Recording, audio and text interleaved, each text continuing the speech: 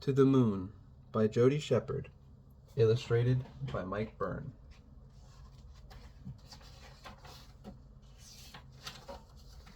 Astronaut Neil Strong.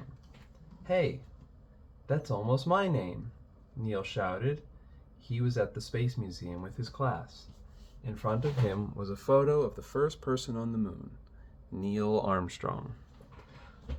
"Awesome," Neil exclaimed. "Someday it's going to be me, Neil Strong, who walks on the moon."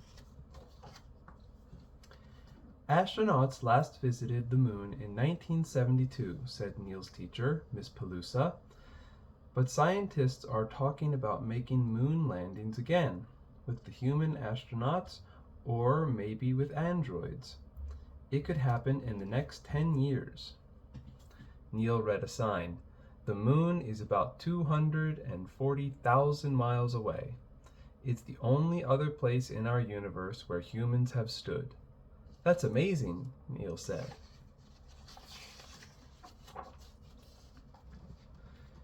Neil spotted something else amazing. "Look at those moon rocks," he thought. "I want my science fair project to stand out this year. Those rocks would be perfect." Neil sighed. "I can't take the rocks with me.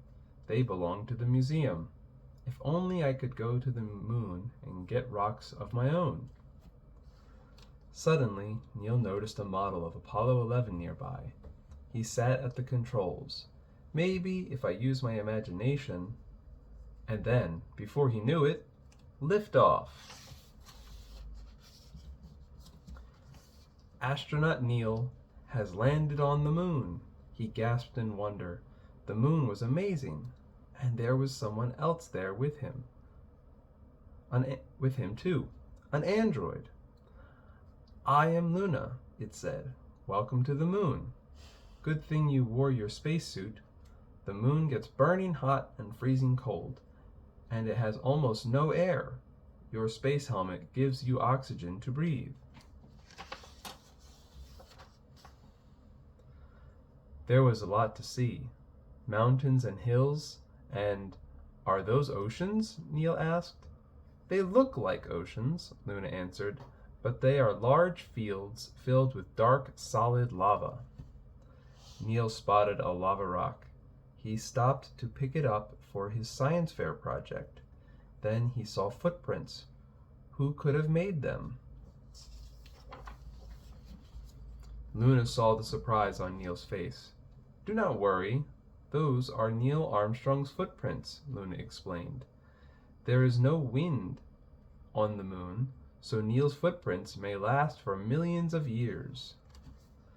"My footprints will last too," Neil thought. "I'll be famous forever." He picked up a second rock. His science project was going to rock.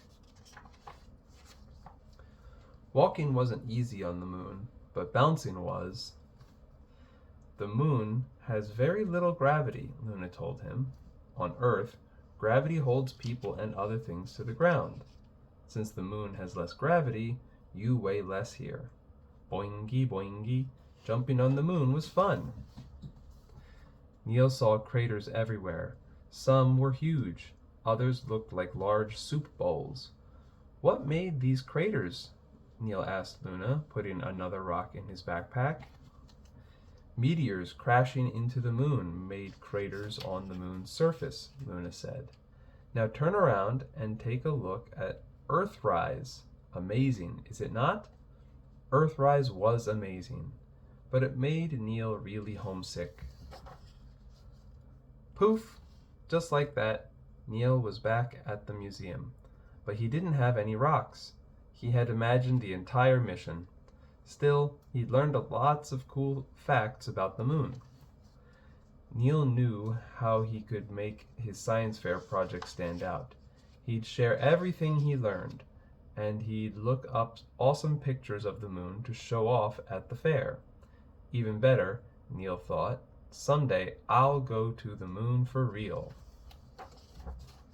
The end.